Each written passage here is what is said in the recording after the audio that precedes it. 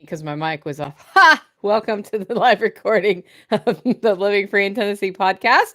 We're going to jump right in today. I'll be recording. If you have questions, you'll see me look over this way because that's the feed to my right over there. If you have questions or comments, put them in all caps. If you want me to see them, I might see them.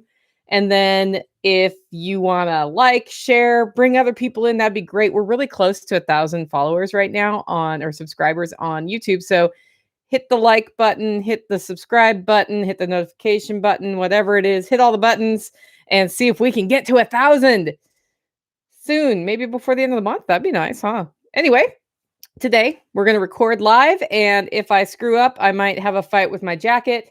I might not. It's a flannel today. And we're good to go. So I'm going to jump right in, just hit record on see, this is cool. I stream on YouTube and then I also record on GarageBand. So I'm going to hit record on GarageBand. Well, welcome everyone to Living Free in Tennessee, where we talk about building the life you want to live on your terms. Today is Monday, March 15th, 2021. This is episode 407 of Living Free in Tennessee. And today I want to talk about a little bit about the history of the GSD crew in Tennessee, because I realize we have a lot of new listeners and you weren't here while it was happening. So we're going to talk about what happened there, what GSD even is, why you should never let the rain stop you, or the snow if you're stuck in Maine where it's still an Arctic wasteland, right? So I'm not quite sure that everybody will know what this means right now, but just stick with me. By the end of the episode, you'll totally know what I mean when I say don't let the rain stop you, and we're going to talk about GSD. I want to make an announcement for Tennesseans or people nearby like Mississippi and Alabama and Arkansas and stuff like that.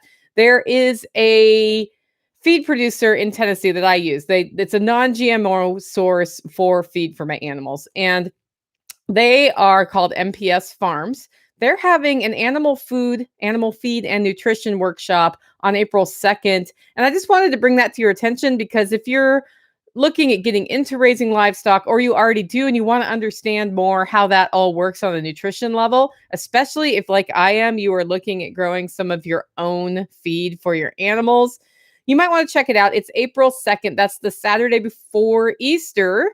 And they have information at their website, mpsfarms.com. As I said, I buy my feed from them. They're great. We go over there like this weekend because all the trucks were broken in the hauler. This weekend, my buddy Mark brought a couple bags of pig feed for the pigs. Of course, we want to be rotating our pigs through the forests, figs through the forests. We'll say it that way.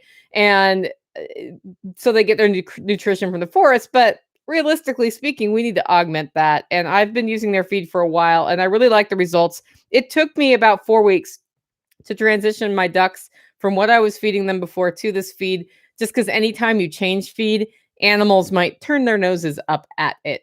Okay.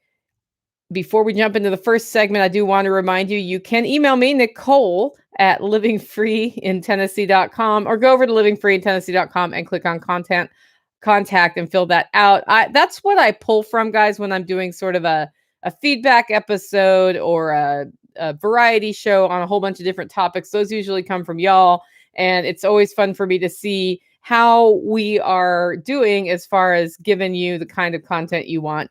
It is time for our first episode, Tales from the Prepper Pantry. This is where we talk about storing what you eat and eating what you store. And I have to say, you'll hear later in the show that things have been a little overwhelming for me. And the cool thing about having a pantry that is like my pantry is that I had to feed a bunch of people this weekend, and it was super easy because I had, in addition to stuff to feed them, I had all these jars, these home canned jars of pickled stuff.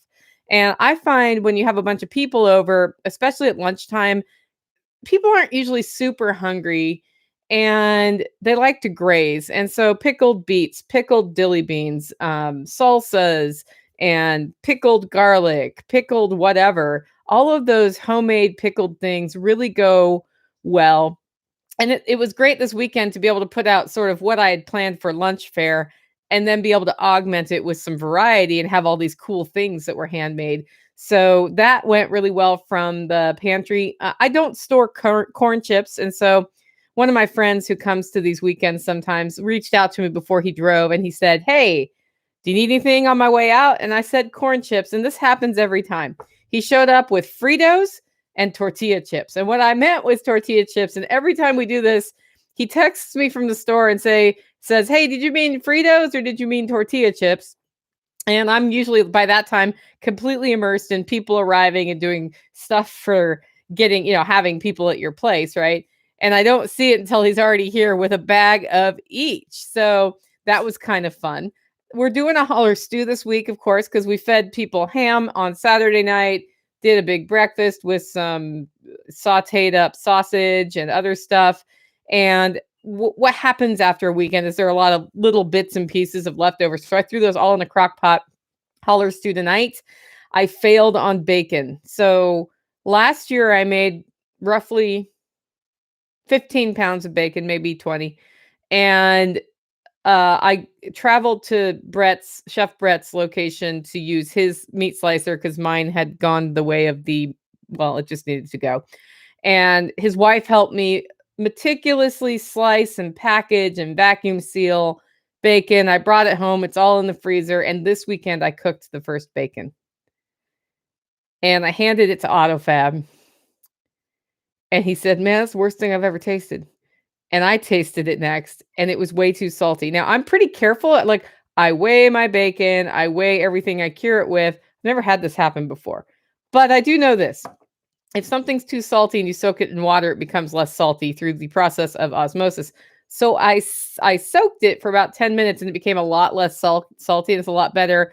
But what's missing in the flavor is sort of that balance of herbs that I put on it and all that. I have no idea why. The one thing I did differently this time is instead of cutting bacon into sort of like 12-inch by 12-inch squares and doing each one on a smaller scale, I did the full belly in this giant vacuum sealed bag with a dry rub. And I think I'm never going to do that again. So I will do 12 by 12 hunks of it. And then what I know I can do to salvage the bacon is soak it in water, and it reduces the salt. But I'm sharing this story because even when you fail, guys, there's usually a solution. Now, this bacon, depending on what I think of it next time I cook it, after soaking it in water for about 20 minutes, I may turn it into the kind of bacon that is the basis of green beans and stew, or if that soaking works really well, then I'm just gonna, keep soaking it like I do. But that also means I'm not serving that bacon at the spring workshop. So I reached out to another friend who makes bacon and said, "Hey, I'm gonna want some bacon for the spring workshop because I don't want to risk like serving a salt bomb to guests. Like, I don't like to serve my mistakes to guests, although I might fry some up and let them taste it so they can tell me it's the worst thing they ever tasted too. But I think it's important when you're living like I do to learn how to deal with basic mistakes that can happen, because oversalted bacon happens. And it really happened to me. I'm guessing my kitchen scale must have been off. I don't know what happened, but I gave some of it away to somebody. I need to reach out to them and tell them, by the way, that bacon's terrible. And you may want to, either throw it away or use it in your green bean boil or something. I don't even know. I am behind on planting the garden, which is a little alarming to me this year. And I always get behind though, so I shouldn't be that alarmed. I've sort of instituted this 1 to 2 hour thing where not every day, but on days when I know I can, I dedicate 2 uninterrupted hours to getting the gardens ready, because if I get too far behind, I'm going to be in trouble. So with that implemented, I'm starting to have forward momentum again. I've got lettuce outside. I've got a bunch of kale out. I've got some cabbage out. I got pea seeds in the ground, and then those failed, but then I put pea seeds in the aquaponics system and they're doing great. So everything's going to get back on schedule, even though I'm going out of town next week for the whole week. So that's how I get stuff in my pantry though, is by growing it. So I'm a little nervous about that. I have a chicken problem where the chickens are getting into an area I want to plant. And so my next 2-hour garden project is to finish putting up the fence for that. And then I'm going to plant beets and hope that I have a really good beet year again. Hopefully I have some rabbit poop I can use. We'll see. And then I've got 4 more rows or beds to just get ready for planting in my upper garden the good news is it's my upper garden is a garden I've worked for a long time, so I'm not like if I was starting new beds right now, I'd be really freaking out. But I didn't plant it last year or the year before, so it's been 3 years, and so that area needs a little care before I just put seeds in. The soil is really nice though up there, so that's the good news. That means that the really early seeded spring stuff that I usually have already up right now, nah, I'm not gonna be planting. I'm just skipping straight to sort of a firmly mid-spring plant schedule on that. The outdoor kitchen is getting ready to get set up again. So in the summer, I cook outside a lot. And the reason I do that is it keeps me from having to cool the inside of my house as much. And it's just kind of nice to be outside, until it gets to be 40,000 degrees outside. It's nice to cook outside when it's nice outside. So that's getting hooked up. And last year I did all my canning outside, and that was awesome. That I had a noticeable impact on my electrical bill last year by doing two things. One, I had tomatoes growing up on the south facing part of my house, so the sun didn't hit the window, and therefore we didn't get as much heating up of the house. And then I did all my canning outside, and that meant that all of that steam that would go into the air inside did not. And so those two relatively minor changes had a huge lifestyle impact. And that's when you start really focusing in on your house and your immediate surrounding of your house, on everything that you're doing and how to make it more pleasant and how to make it more sustainable for yourself, those sorts of little changes can make a really big difference. The last thing I'll talk about in the pantry, there's a lot going on in the pantry. I'm redoing the pantry shelves.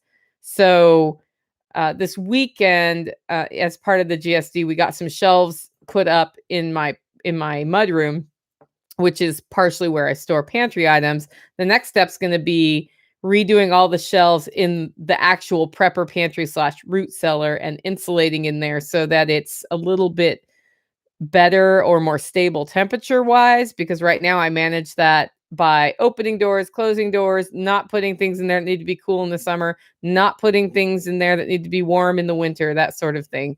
And I think we can really take some great strides forward here on food storage if I insulate that, and then having proper shelving rather than like the Walmart shelves I have in there now will just give me a more sturdy, flat area so that I can be even more organized in how my stuff lays out. So there's a lot of attention going to the pantry right now. Next up, we have Operation Independence, where I talk about building local ongoing income into the world here, and also finding ways to, pay off my debt and eliminate bad habits and not have to spend money when I can do it myself and save a bunch of money. I am totally ankles deep, not knee deep, ankles deep in my drywall project.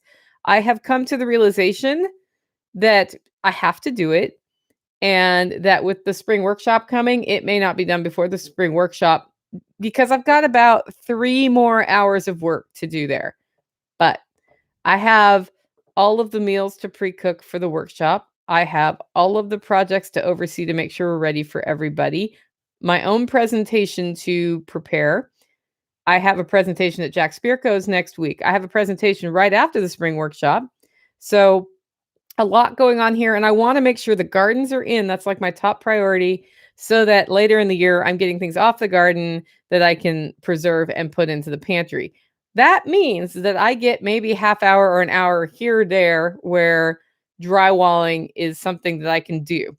And so right now where I'm at with that is I have the tape up and the first coat of mud, and now I need to sand it, and I'll wet sand it.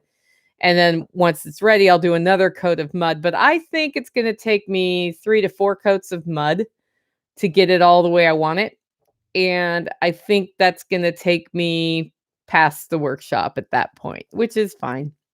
It's like really nice to have the second half bath here, but it's not the end of the world. That's why I wanted to pay somebody to do it though. I'm pretty slow at drywall, and I also didn't really have just a hunk of time to dedicate it to it. So it's something I'm fitting in between things. That said, I live here, so it's easy to fit it in here and there. I'm also learning how to mint tokens in the crypto world. I took Vin Armani's cryptocurrency class. I think he's selling tickets or maybe has already sold out for his April class. And it talks, he talks about what money is on a theoretical level. He covers how Bitcoin works. And then in the third session, you go through how to and encryption. He talks about how encryption works. And then you go into how to make your own token using the blockchain.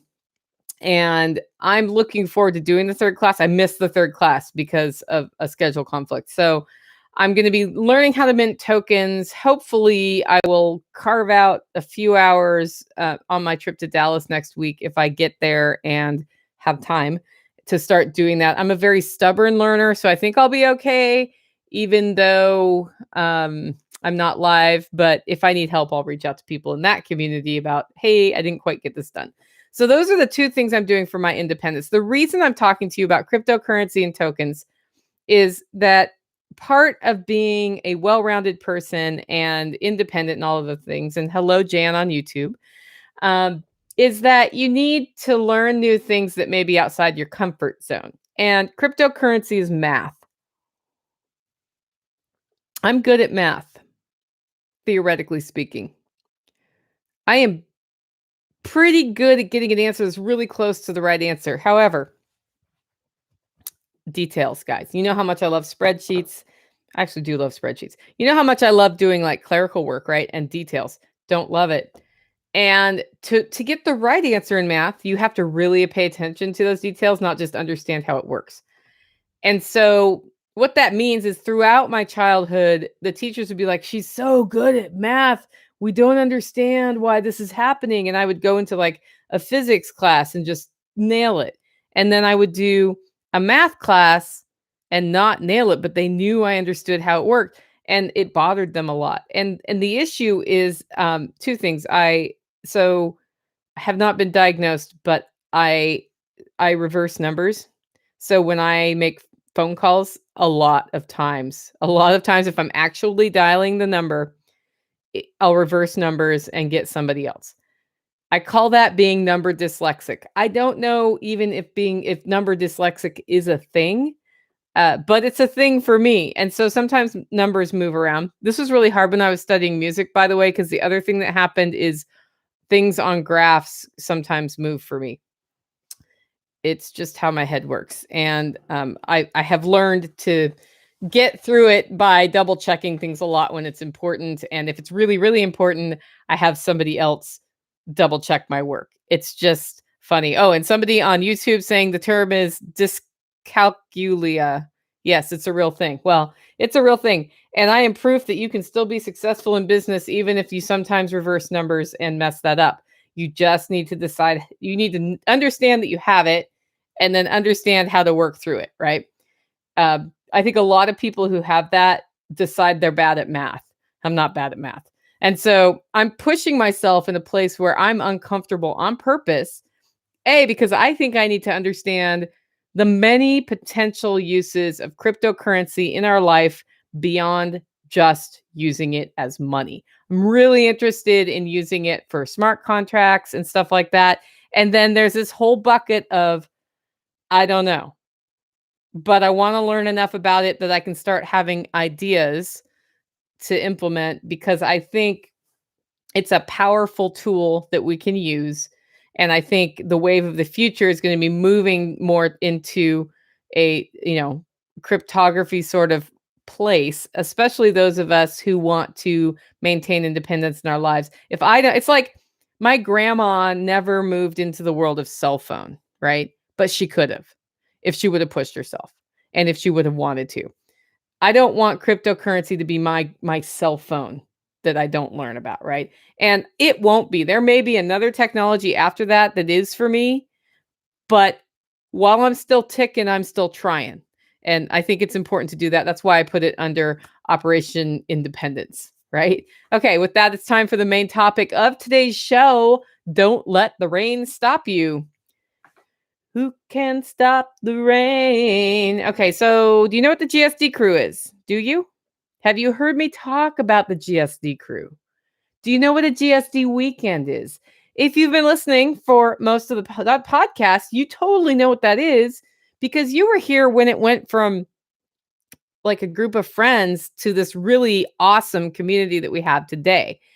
And if you've just come into the podcast in the last few months, you're not necessarily going to know what that is. So, the Tennessee GSD crew is code for, and I'm just seeing this on YouTube, all caps, get shit done.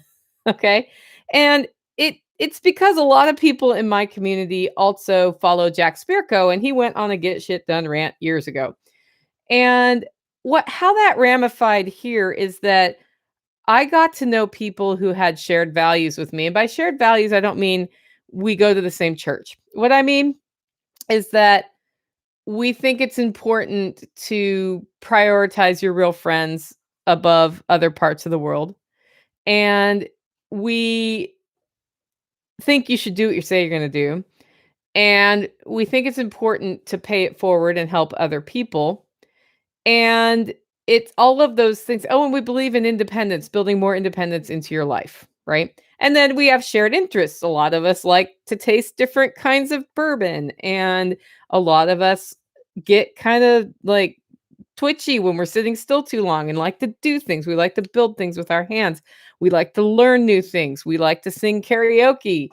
We like to eat really good food, right? And we like to camp at each other's houses and hang out. And we all kind of, most of us live in a rural setting, although not all of us. And that means if you go to somebody's house to visit and you decided to taste bourbon that time, it's a really flippin' bad idea to drive home. And so, we tend to open our doors and say, if anybody drinks, you just stay here, right? Like that's the rule at the GSD weekends and at my events. If you're going to imbibe, don't drive because I don't want to hear about you getting in an accident and getting hurt or hurting somebody else on your way home. I don't even want to hear that you got arrested, like all of those things. It's better just to make a little space and do that. So that was how it was just a group of friends. And then they listened to my podcast, they listened to Jack, and I decided on a whim, you know what I'm going to do? I know my homestead looks like, well, a cruise missile hit it and it exploded everywhere. I'm going to have a bunch of people out here and we're going to do a homesteading workshop because I know how to do all this stuff. I've got great contacts. We can get together and we can share information. And then Jack Spirko decided to come speak. His buddy David came up and said, "Hey, I'll do an aquaponics build while we're there and people can help and they can learn how aquaponics work." And it turned into a really cool event. The first one was the one that took the most work and I was like cat hanging by cat nails on ceiling the whole time, nervous about if it would go well or not. But here's what happened. One of the members of the GSD crew, Sean Mills, said, "Hey, man, we're going to make this badass. What do you need?" And I said, "Well, honestly, we don't have any facilities for anybody. So we got to figure out like composting outhouse sort of things. We need to figure out shower. We need to do all this stuff here. And I have no idea how I'm getting this done in the next 2 months." He's like, "I got it." So we made a list and he told me what he wanted to present about because he's Hack My Solar, right? He's our guy who talks about energy. And he and his wife and a whole bunch of the friends started coming over almost weekly leading up to the workshop to make sure we were ready. And it culminated in them building a covered area that I'm pointing at. If you're on YouTube, it's right outside my window where you don't get rained on while you're taking a shower. It's got hot and cold water. And we did all this stuff and we had a great time. And I learned as part of that to get ready for a GSD weekend what you needed to provide for people. And by the time it came time for our workshop, I had rented event tents and everything went basically smoothly. I would say that every workshop since that workshop has gotten better because we add a little bit more infrastructure every year and we get a little bit more efficient every year. But it was largely because of this core group of friends that happened. Well, during the workshop, we built the aquaponics system that you guys see in my videos now. And as we built that system, we started saying, it'd be kind of cool to have aquaponics other places in the state. And so we started calling ourselves the Tennessee GSD crew, and it was Get Shit Done. And the idea behind it is, you know what? We can take what's a really good thing and make it better and maybe make it bigger. And what we do is we agree that if you're in the GSD crew, you make time to go to somebody else's homestead or house and they have a project and we all come in and many hands make light work. That's not exactly true. It's still hard work, but we get a lot done and we just build hard and then we play hard and we have a good time. And people can just, basically locust out a bunch of work. And so right after my workshop, there was one at another person's house, and they ended up with an aquaponics system. And then another aquaponics system was built, and then a third aquaponics system. So within the first year after my first workshop, 3 aquaponics systems were built and a composting outhouse. And we came to learn a bunch of stuff. One of which is if you're going to have the GSD crew, it's a really good idea to build a composting outhouse at your house because if you have a lot of people, not all sewage systems can handle everything. So a lot of times when people are like, I don't know what my first GSD project should be, I'll be like, composting outhouse, baby, composting outhouse. Those things are really great.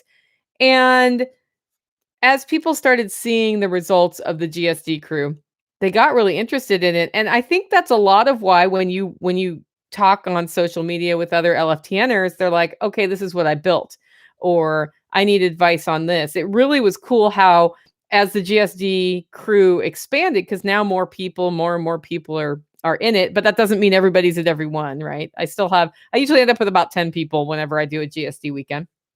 Um, the the thing that started happening is people started specializing. And, the electrical engineer and the electrician get asked the electrical things, and the carpentry guy gets asked the carpentry things. And, there's different people with different skills. The other cool thing that started happening is that people with specialty tools would be like, hey, can I bring this tool? Like over the weekend, somebody came here with a tractor to help with the thing because I have a tractor dead in my yard, but I don't have one that works. And it made a huge difference. So this year, as you know, I'm on this mission to find balance. And the funny thing about choosing a word of the year is you go through some pain to develop this, right? And some of that pain is often in the form of the exact opposite of what your word is. And so in my effort to find balance, I have found a lot of unbalance. And some of that is I have just started to see unbalance. Some of that is that a lot of stuff happened at the beginning of this year that took away all of the stuff I was building to have a more balanced approach. you know, People getting terminally ill, things breaking forever. Like there's been a series of things since January 1st that have just been like, well, that's going to mean I'll work a little harder. And that means I'm going to work. Oh, and that one, also going to work harder. And with every one of those has come an opportunity for a solution that can find me better long-term balance. But honestly, the idea of hosting a big group of people to help jumpstart workshop projects here has been a little overwhelming. I wasn't sure I was going to do any GSD stuff this year because I felt so overwhelmed with everything going on. And then I was like, and then I'm going to host people and I need to feed them and house them and interact with them. And my house is exploding and blah, blah, blah. I mean, I've started this house sorting project this year where I've like just pulled everything out of cabinets and like piled them in the middle of my living room floor, or piled them in the middle of my bedroom floor, or wherever, the kitchen table gets it a lot. And the purpose of that is that I've lived here for 14 years and I can't put things away sometimes. And the reason I can't is that there are things that have been in my cabinets for 14 years since I moved here. And I don't even want them or use them, but they're in the way of the things I actually want. So I was like, over my life, I used to move about every 2 years, and that meant the great purging happened every time I moved. That stopped happening, and I didn't purge, and I don't have a cycle of purging, so I guess I'll just take everything out of the cabinets and look at what I have, get rid of a bunch of stuff, and then look at what's left, and then, quote, unquote, move back into my house. So the way this has gone in my quest for balance is that I haven't had much time, and I am making time to read novels and take walks and go to the pool and swim laps and get some alone time. Like I've taken one of the things I've done pretty rapidly, although not 100% well, is making time to recuperate so that I don't end up with pneumonia. And that means that I have to walk around my house with my fingers in my ears and my eyes closed going, la, la, la, la, la, la, I don't see it. I don't see the thing that's not done. Right. So amid all that, the idea of hosting people and they're going to see the chaos, it was hard for me. It's really, really hard. And at the same time, I mean, I could stuff all that stuff back in the cabinets, but then I gotta do it all over again, and I'm a good 3/4 of the way done with this process now, and that puts me back, and I really want a house that empowers me and doesn't suck my time away. That's my goal with doing all this, right? Your house needs to be in order for you to be successful. It needs to empower you. My house is not empowering me. I'm gonna make my house empower me. Part of that process has resulted in the exploding boxes everywhere. So I had so much anxiety about this situation last week because people were going to arrive. I was going to need to feed them. And there was no avoiding them seeing the exploding box chaos in my house. And poor Tactical and poor Jenny and poor Nighthawk had to hear me because they see it. Like they see what's going on. They had to hear me. They had to hear me all week long. And Jenny could see the panic on my face like throughout the week. And finally, she's like, we could just centralize things at base camp because her house does not look like my house. But I was like, you know what? No, I'm just going to suck it up and people are just going to see the reality of my exploding boxes. It is what it is. I don't want to step 10 steps back by stuffing all this stuff back in the cabinets and then not doing it. And then I'd have to do it again. I might not start again if I do that, right? I'm just going to suck it up and take one. Take that hit I got to take as part of getting balanced. And I've got a comment on Facebook. Dave Clark says, you know what chaos means? Can't have anyone over syndrome. That's absolutely true. And I just had people over anyway this weekend. So these people who come on the GSD weekend, they know me. They know, and I don't try to hide on the podcast that I make mistakes too, right? I like to share the journey so you know what I'm doing to solve things and problems as they come up. So these are people who are willing to give me their time and come out and dig holes in the ground for posts for a fence. If they stop talking to me because they see the exploding box syndrome in my house, so be it, right? And if the chaos really makes them super uncomfortable, they'll just stop coming and they can leave and that's okay. But you know what? That didn't stop the story I was telling myself in my head about the exploding boxes. So while logically I knew that, emotionally, I was still flipping out about what my house looked like. And it's funny because it makes me uncomfortable anyway without people here. I don't like to be in a house with exploding boxes either. It's actually part of like the pain I'm feeling to get this done. But I did decide to just suck it up, and the big day came, and along with it came what? Torrential downpours. Yeah, that weekend was looking good, not looking so good, but the rain will come before and stuff. No, we're going to get it right on Saturday, the one day when most people are here. Yeah. Torrential downpours came, and starting Thursday last week, all of us were kind of obsessive with the phones, like, what's the weather going to be like? What's the weather? What time is it going to stop raining? Because you start raining, and stop raining, because you can see it coming. But weather does what weather does, and it doesn't always stick to the plan. We were hoping beyond hope what would happen is that we'd get rain Friday and then a break all weekend long and get this fence installed because it's a fairly large area fence. And about Friday, one of the friends who was coming reached out and was like, so we still doing this? And I'm like, hell yeah, we're still doing this. I'm not going to let no rain stop me, brother. And then I wrote again, oh, by the way, I have inside projects if we need to. So I'm from Oregon. For those of you who are new to the podcast, I grew up in Oregon. And the way this works in Oregon is if you let the rain stop you, you will never get anything done in Oregon.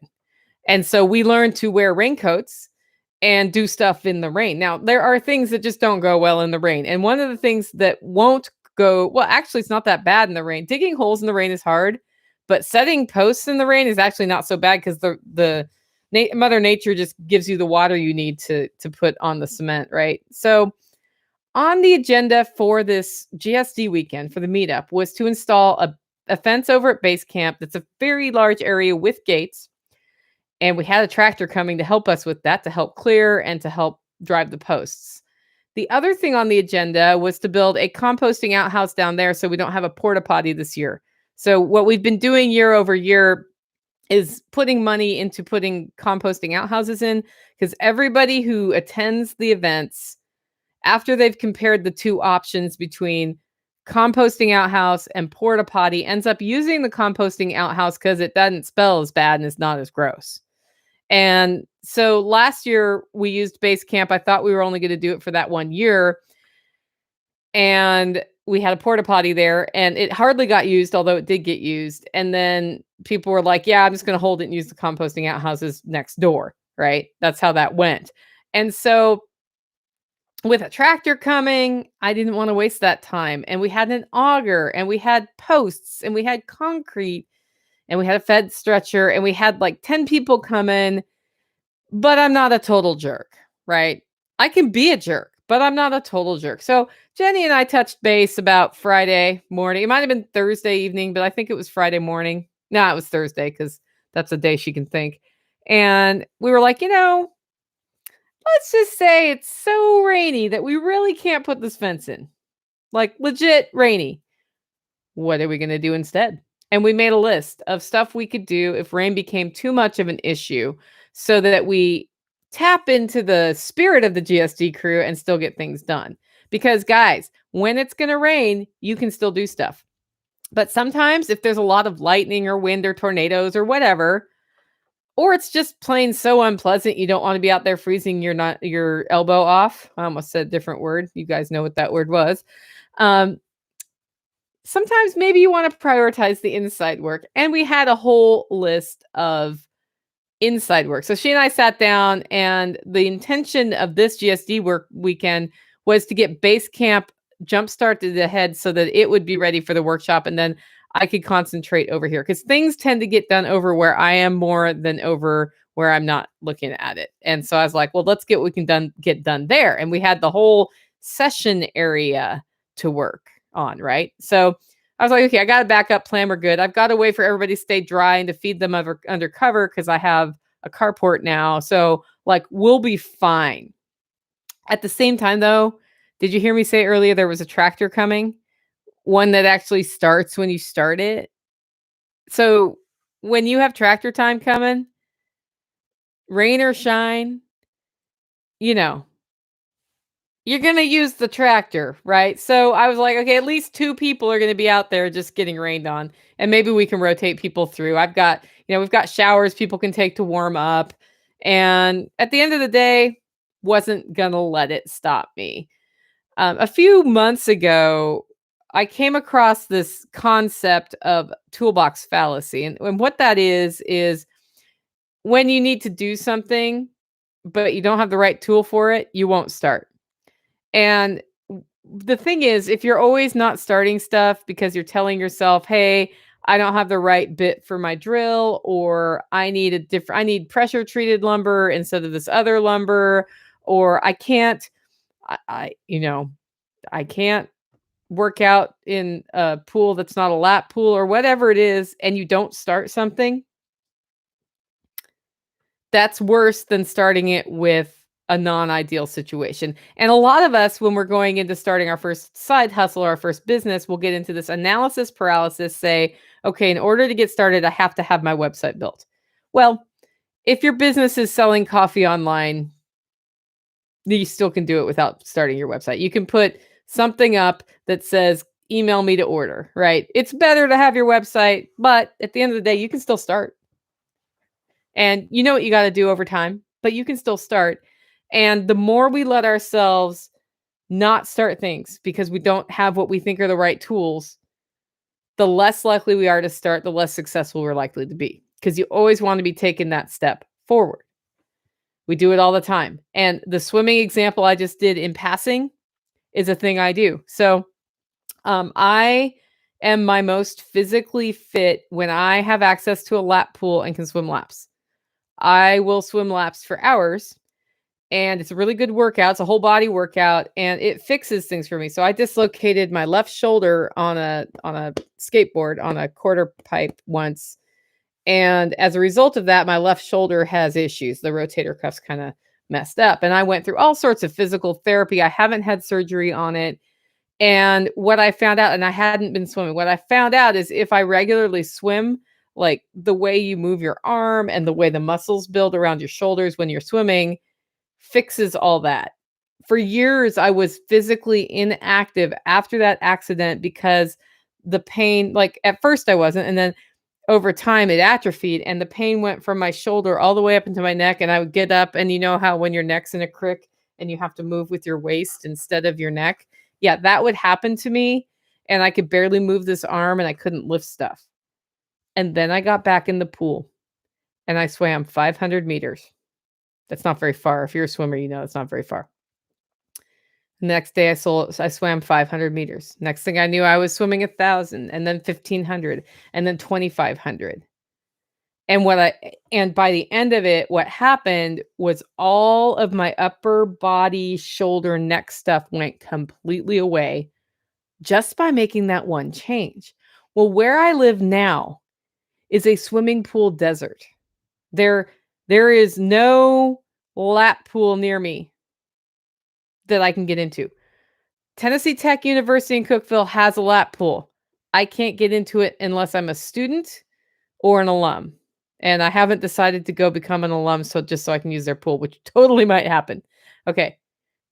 If that pool was available to me, my life would be way easier. There are pools 45 minutes to an hour away that I can drive to. But that means if I'm going to swim, it's a 3 to 4 hour investment of time.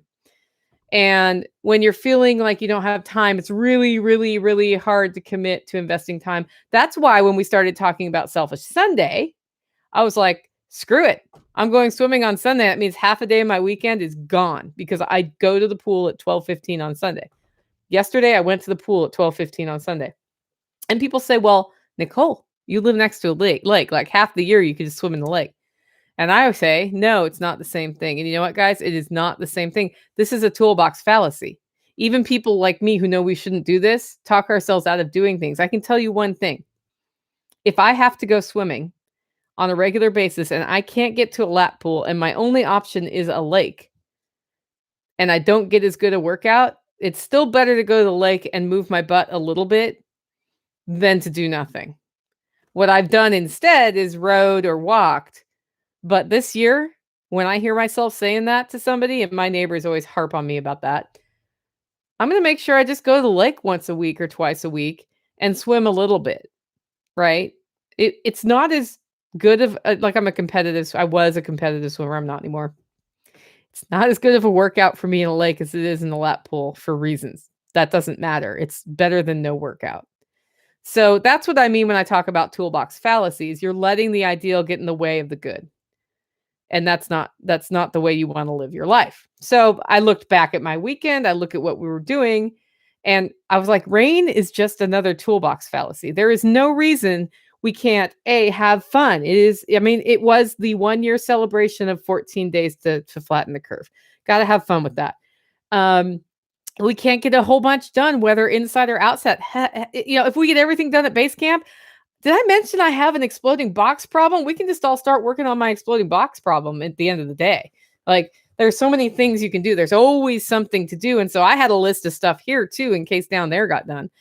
And letting the rain stop us is like letting the pool stop me from putting a swimming suit on and just moving some. Not acceptable.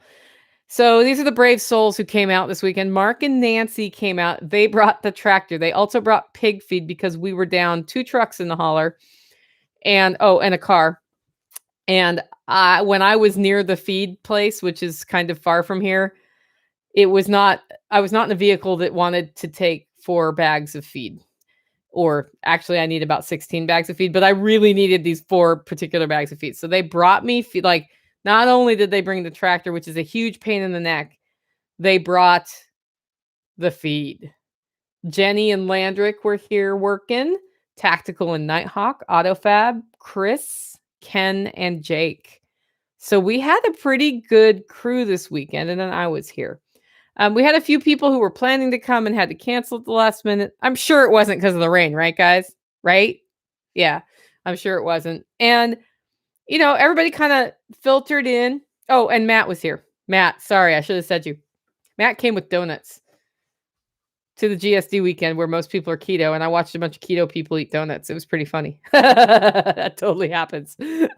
By the way, at my workshop, there are going to be these awesome cinnamon rolls. I'm going to watch keto people eat cinnamon rolls and then walk around groaning with their hands on their belly. It's going to be great. I'm going to be one of them. Anyway, we got a lot done. And here's how it went down. People got here. We kind of slowly got started by 9, went down to base camp, and it was already clear that the weather was being difficult. And so we shifted focus. Tactical calls this shifting fire, but I prefer not to use war analogies in my life. So we shifted focus. And here's what we realized. The foreman for the fence project couldn't be the foreman we had chosen. So I had the foreman orient a different foreman because I needed that foreman to be the foreman of get the workshop space ready. So we're having classes in the basement at base camp, and the basement is at the end of this weekend is almost completely cleared of things that were in there that should not be in there. Okay. And we're putting a drop ceiling in so that there's not insulation dust coming down on people. And we're basically ready for that to go in now. We had the electrician look at, we did all of the things that are going to need to be done so that that's a decent classroom space when the time comes for us to use it as a classroom space. And the best thing, guys, you remember how I told you about my exploding box problem? Exploding boxes.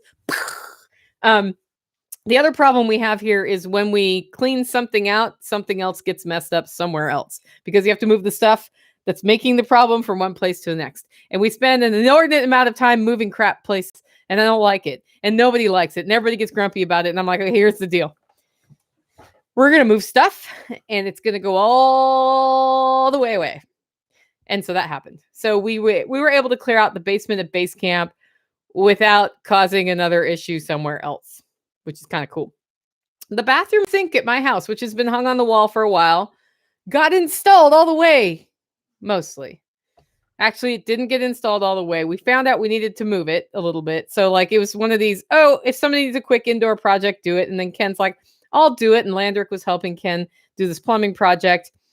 And the deal was we needed to put a drain in and the faucet. And I bought a really tiny sink for my bathroom because my bathroom's really small. So it's you see them in Japan. It's maybe 8 inches by 10 inches, super small sink. And it hangs on the wall.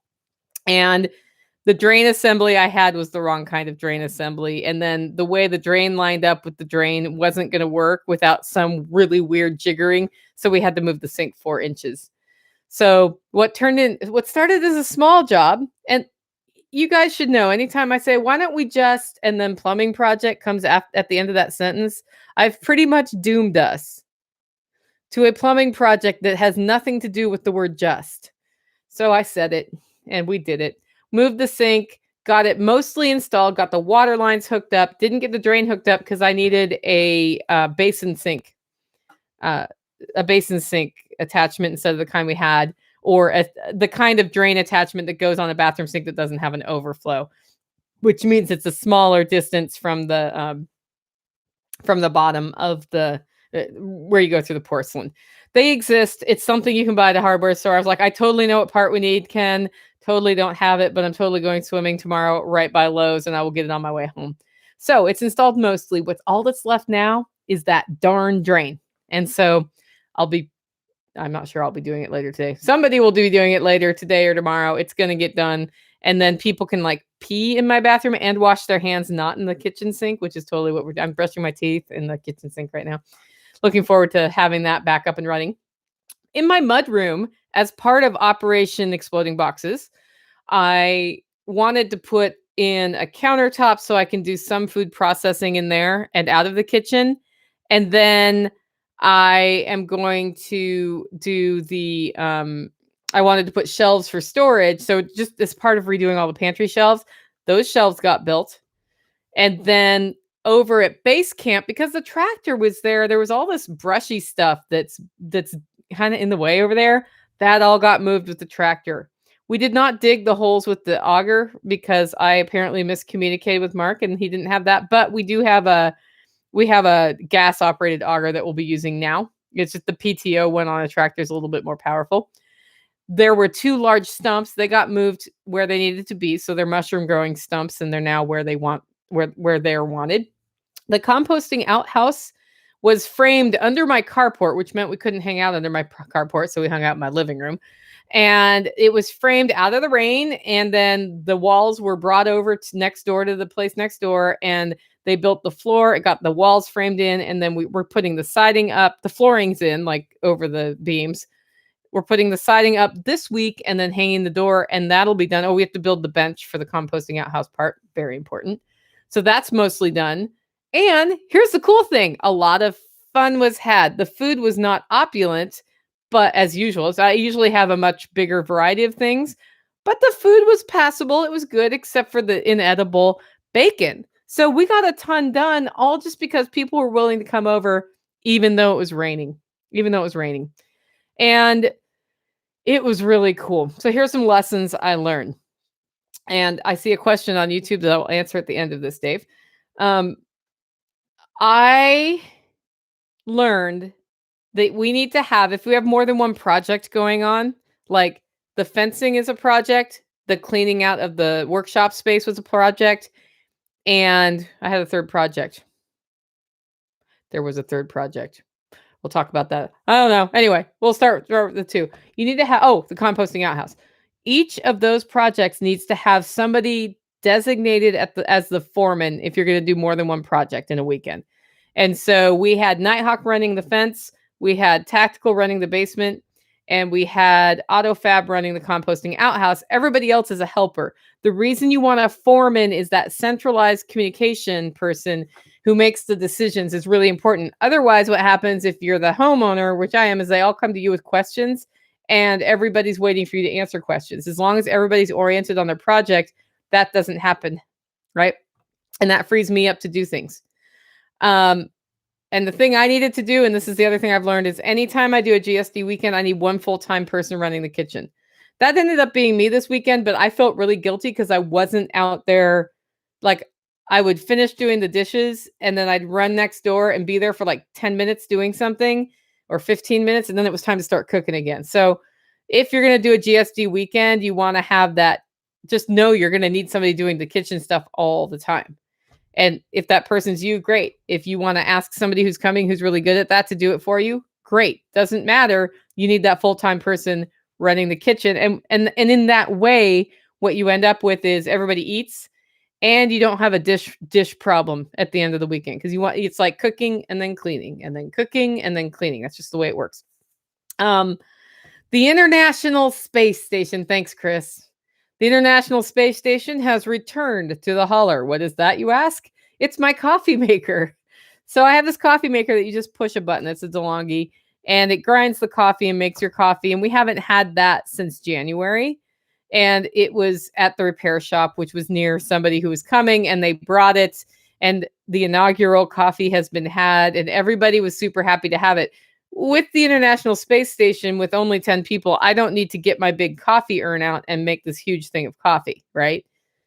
Otherwise, I do that huge thing of coffee and everybody has the coffee from the urn.